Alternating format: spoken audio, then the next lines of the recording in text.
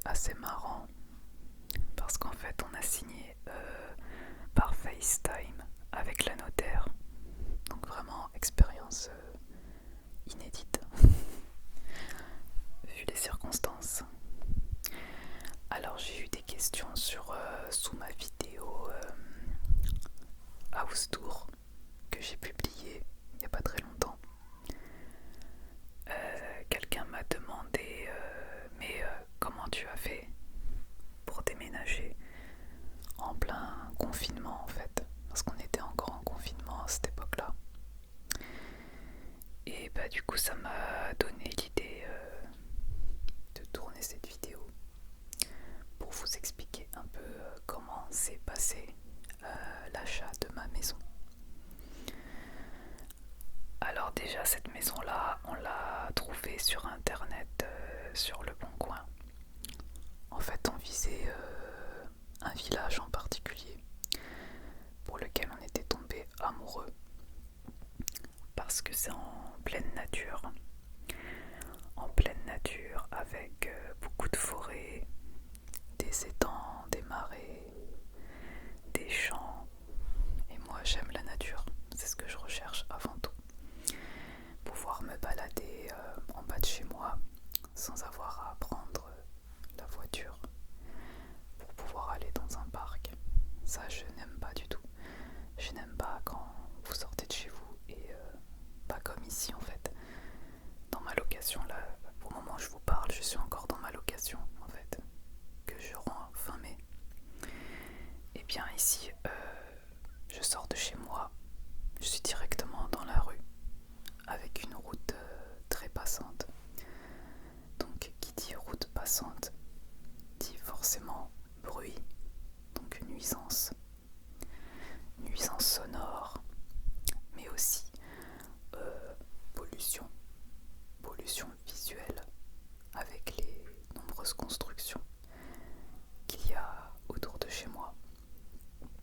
Et pollution de l'air, forcément, à cause de tous ces véhicules qui circulent. Donc quand je sors dans mon petit jardinet que j'ai ici en location, je ne peux pas sortir me détendre sans avoir un casque sur la tête. Donc moi je déteste tout ce qui est bruit, pollution. Je pense que personne n'aime ça. Donc pour moi c'était important de déménager pour un endroit plus calme et surtout plus propre. Donc on était tombé par hasard sur ce village qui est situé à 20 km d'ici, donc pas très très loin. Ce qui veut dire qu'il n'est pas loin de la ville. C'est à la fois la campagne, mais pas isolé du tout. Pas isolé du tout. C'est-à-dire qu'on a quand même toutes les commodités à proximité, à condition d'être véhiculé, bien sûr. Ce qui est notre cas quand même. Donc nous, on cherche le calme, priorité numéro 1. La nature, l'accès facile quand même à l'autoroute, accès facile aux grandes villes et aux commodités, ce qui est normal. Car on a quand même besoin de travailler, on ne veut pas s'éloigner du travail non plus. Voilà, donc on a trouvé ce bon compromis dans ce village. Donc on était content d'avoir trouvé notre bonheur, on va dire. Avant même d'avoir trouvé la maison, on savait pertinemment où est-ce qu'on voulait vivre précisément. Alors comme c'est un petit village, à peine 700 habitants, qui dit petit, dit forcément très peu d'offres d'achat. Donc il a fallu être très très très patient pour enfin trouver la maison de nos rêves. Alors on en avait trouvé d'autres avant celle-ci. On en avait trouvé une. C'était l'été dernier, je crois, ou au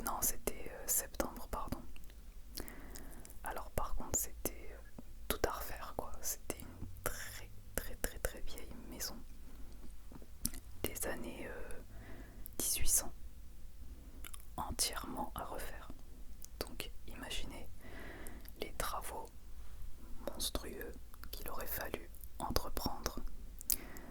Nous on avait estimé 100 000 € de travaux minimum et de très très longs mois de travaux. On avait essayé de négocier le prix vu que c'était un chantier énorme.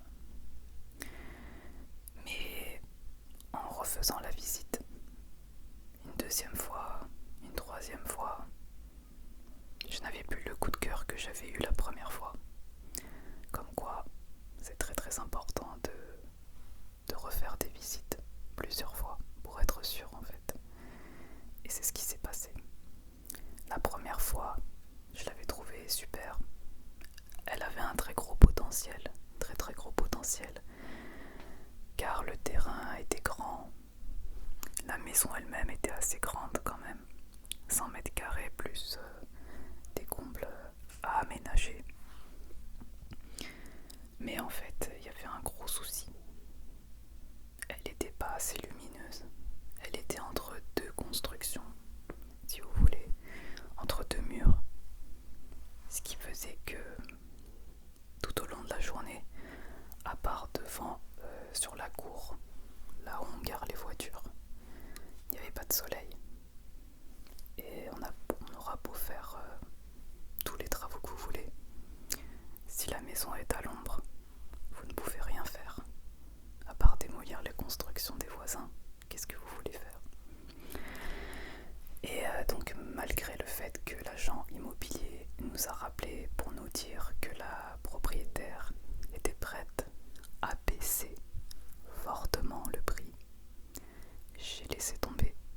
Et à l'heure d'aujourd'hui, je ne regrette pas, parce que si j'avais pris cette maison, j'aurais galéré avec les travaux, avec le confinement, et à l'heure actuelle, j'aurais toujours été en location et je n'aurais pas pu profiter de ma maison.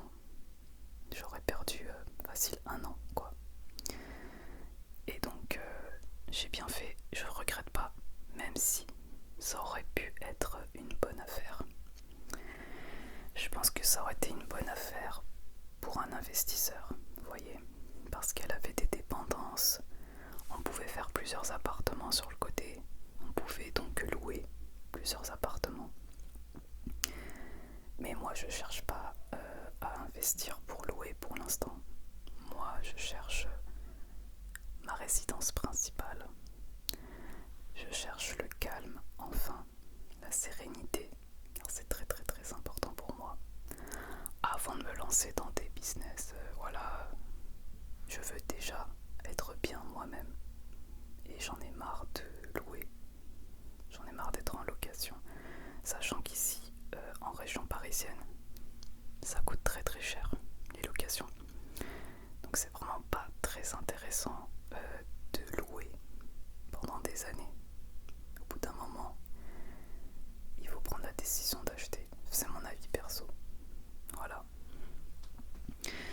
Donc bref, cette maison on l'a laissée tomber. J'étais un peu déçue au début parce que je me suis dit bon, va falloir recommencer du début, recommencer les recherches. Il y a très peu d'offres dans ce village, il y a très peu d'offres dans le coin, donc j'étais un peu désespérée. Mais un jour, genre même pas 2 semaines après le refus de cette maison, mon copain m'envoie une annonce du Bon Coin. Il m'envoie une maison, une annonce pour une maison d'un particulier, donc c'était pas une agence cette fois-ci. Et je regarde et je me dis mais waouh quoi, elle est super jolie d'extérieur, déjà ça donne envie. De deux, elle est récente, elle est des années 2000, donc qui dit récent dit peu de travaux, donc pas ou peu de travaux. De trois, elle répond à tous nos critères, parce que nous on a des critères assez, on est très exigeants. En fait il me fallait une minimum, déjà 2 salles de bain c'était sûr, parce qu'on travaille en décalé moi et mon chéri, donc il nous fallait une chambre, une salle de bain, un étage, et les autres chambres, une autre salle de bain, 2e étage.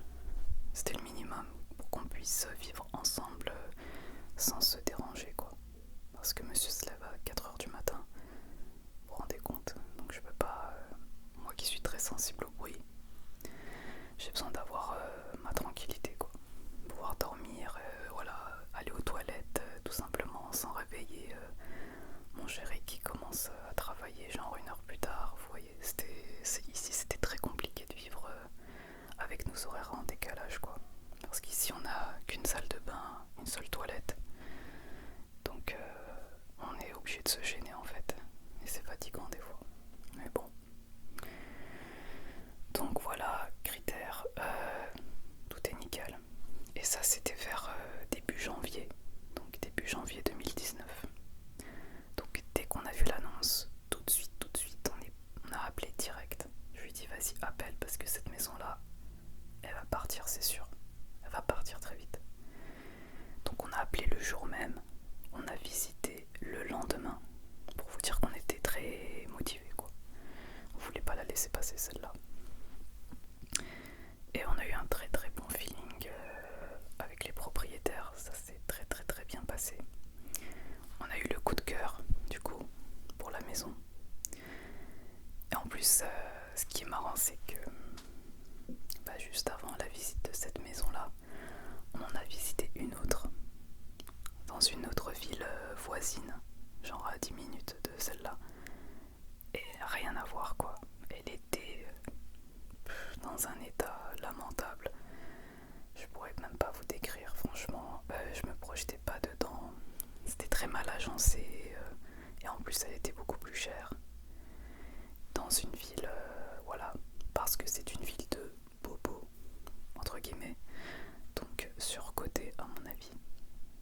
Et avec des impôts fonciers plus chers aussi du coup. Donc on a dit non, laisse tomber. Et quand on a visité celle-là dans la foulée, ça nous a fait un plus grand coup de cœur. Je sais pas si vous comprenez ce que je veux dire.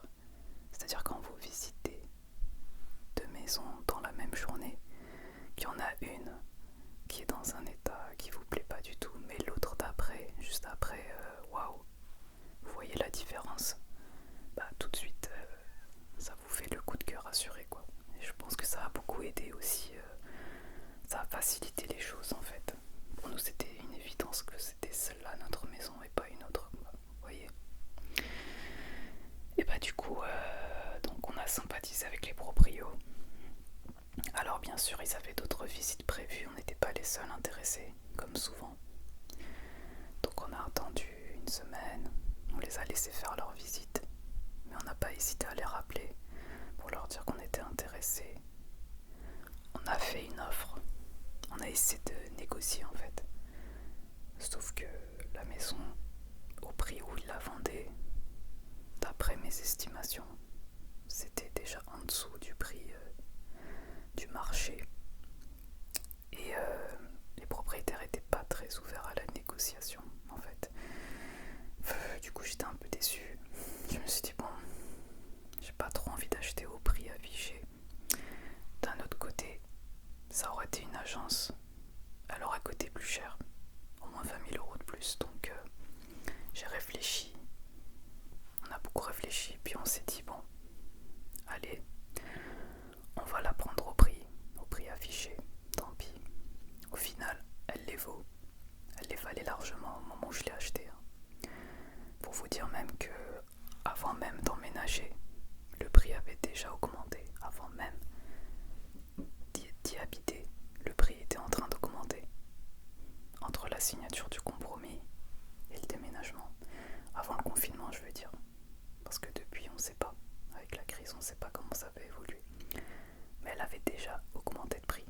Entre-temps, avec, vous savez, les courbes d'estimation de l'immobilier. Donc en fait, moi, je pense que on a fait une bonne affaire quand même. Elle était un peu au-dessus de notre budget. 15 000 € de plus. Mais moi, j'ai réfléchi. C'est vrai que 15 000 €, bon, c'est une somme. Mais on est deux, on travaille. J'ai un bon métier. Je me dis 15 000 €, pour beaucoup, c'est une somme. Mais en travaillant, en faisant des heures sup, etc. Et de toute façon, quand vous achetez une maison, vous faites appel souvent à des banques. C'est sûr, vu les prix. Et c'est eux qui vous disent si vous êtes capable ou pas de rembourser. Donc ça va. On a fait plusieurs banques. Et voilà, on a fait plusieurs demandes de crédit. Et c'est passé. Parce qu'on est tous les deux en CDI. Donc ça aide beaucoup. Et malgré tout, on n'a pas mis toutes nos économies dedans. Donc c'est pour vous dire qu'on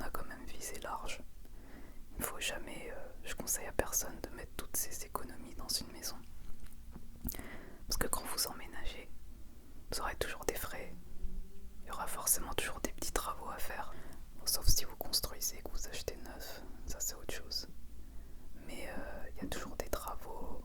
Il faut forcément meubler aussi la maison, puisqu'on passe d'une petite maison, même pas 70 mètres carrés, à une maison qui fait quand même plus de 100 mètres carrés. Donc faut meubler tout ça. On va pas laisser des pièces vides quand même. Donc faut penser à ça. Et les meubles ça coûte cher. Donc tout ça pour vous dire que voilà, nos crédits étaient passés, ils ont été validés avec la banque avant le confinement.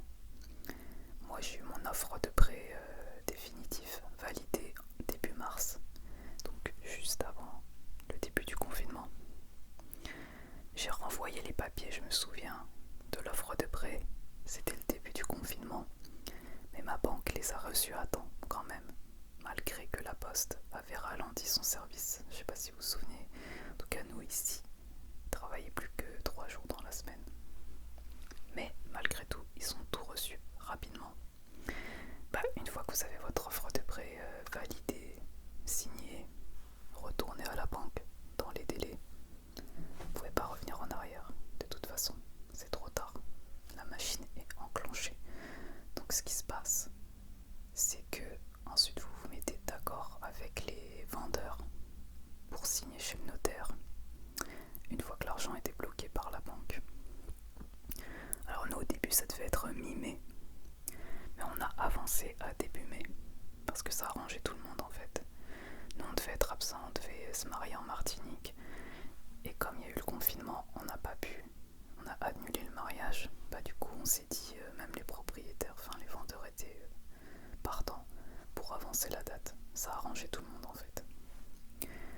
Et il y a eu un décret qui est sorti entre temps qui autorisait les notaires à poursuivre les actes notariaux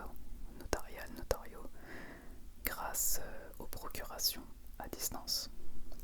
Donc ce qui s'est passé, c'est que ma notaire m'a envoyé des documents par mail à signer.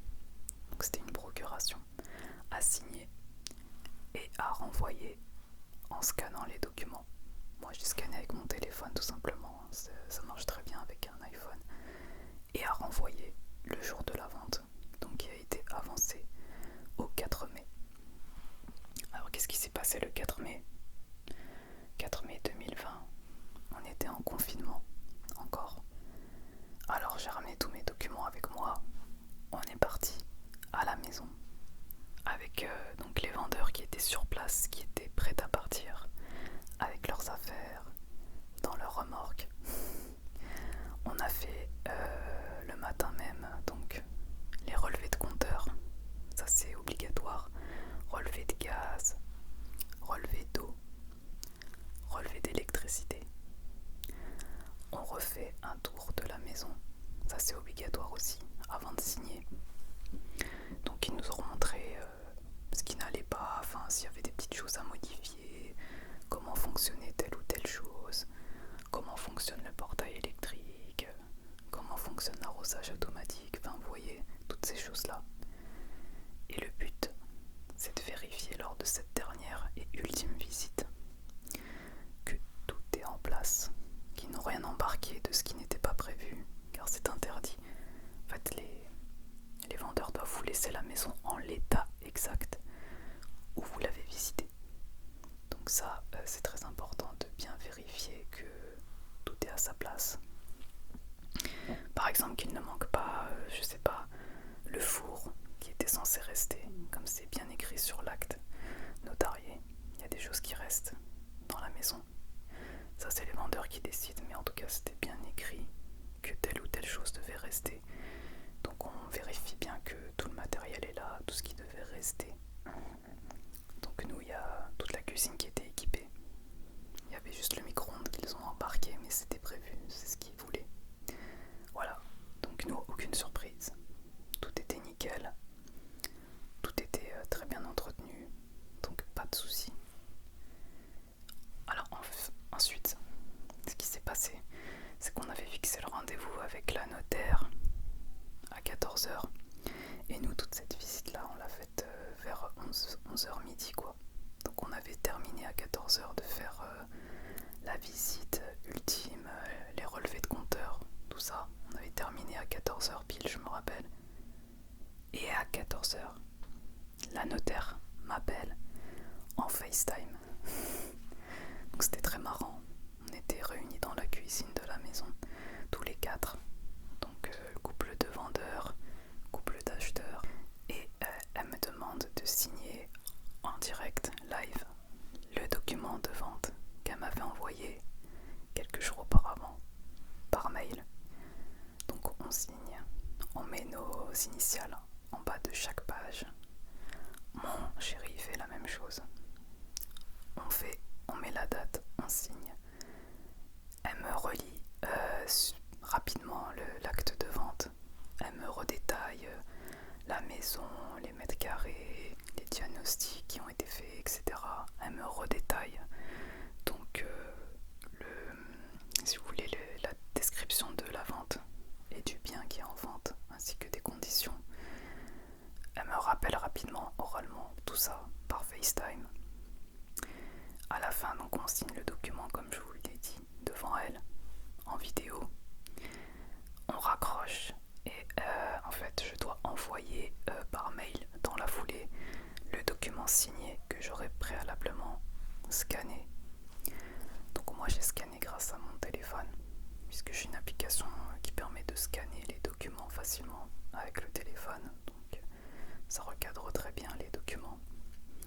Et je l'ai envoyé direct dans les minutes qui ont suivi l'appel téléphonique. Et ensuite je reçois le mail qui me dit « Ok, c'est bon. Félicitations, vous êtes propriétaire. Je vous envoie tous les documents officiels par voie postale et par mail. » Et effectivement, j'ai tout reçu.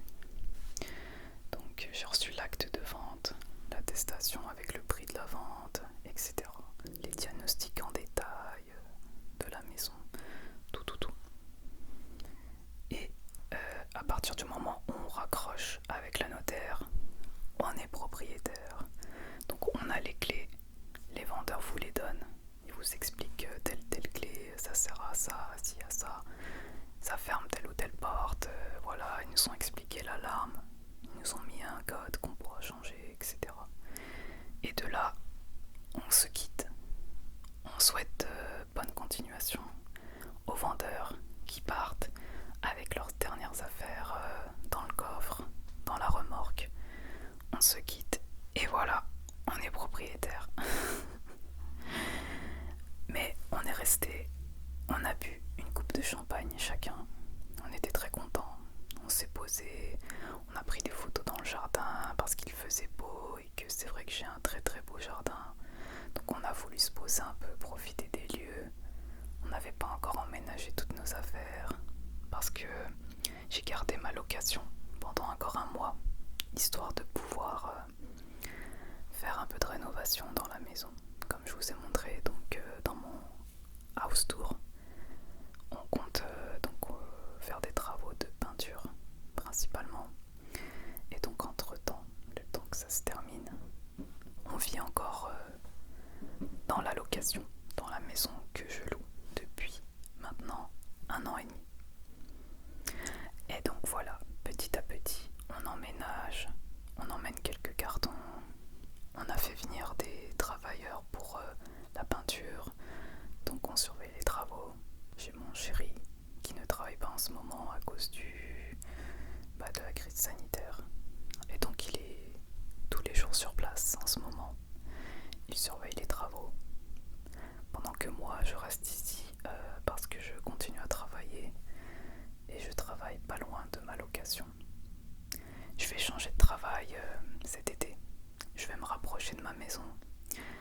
Mais en attendant, jusqu'à début juin, je suis encore dans le secteur. Donc mes affaires sont encore ici pour la plupart.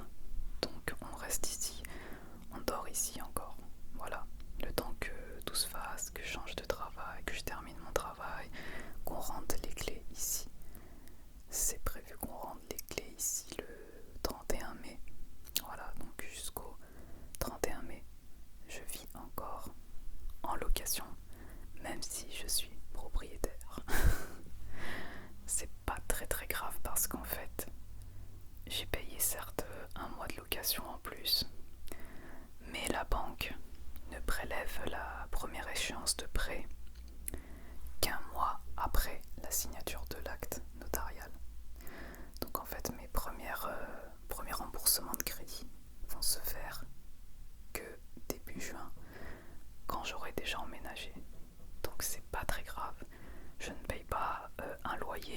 plus un crédit en même temps, si vous voulez. Donc ça va, c'est gérable. Et puis de toute façon, ici je vais récupérer ma caution que j'ai laissée, qui représente quand même un mois de loyer, ce qui est assez conséquent. Donc je ne suis pas trop perdante, on va dire, dans l'affaire. Voilà, donc je vous ai à peu près tout dit sur comment ça s'est passé malgré le confinement. Alors oui, en fait, pour se déplacer d'ici à là-bas, à la maison, on devait toujours présenter une attestation. Donc nous, ce qu'on mettait, c'est que moi je suis professionnel de santé, donc j'ai limite pas besoin de me justifier. Mais pour lui, en fait, il faisait une attestation, je sais plus ce qu'il mettait comme motif familial ou je ne sais pas. Pour mon chéri, il cochait la case motif familial, parce que c'est vrai que ses parents habitent pas loin de la maison et qu'ils sont très âgés, donc ça lui permettait d'aller les voir aussi, voir que tout allait bien. Et voilà, donc c'est ce qu'il mettait dans ses attestations. Donc non, le confinement ne vous empêche pas d'acheter une maison, à condition, comme nous, d'avoir commencé les démarches avant, ce qui est beaucoup plus facile du coup, parce que nous on était sur la fin déjà, on était sur la fin de la vente, de la procédure de vente, donc il n'y a rien eu de compliqué, ça a juste suivi son cours en fait, comme si de rien n'était, même si bon, c'était un peu galère de devoir remplir les attestations tous les jours, alors qu'en fait vous voulez simplement aller chez vous quoi. Mais bon, c'est comme ça.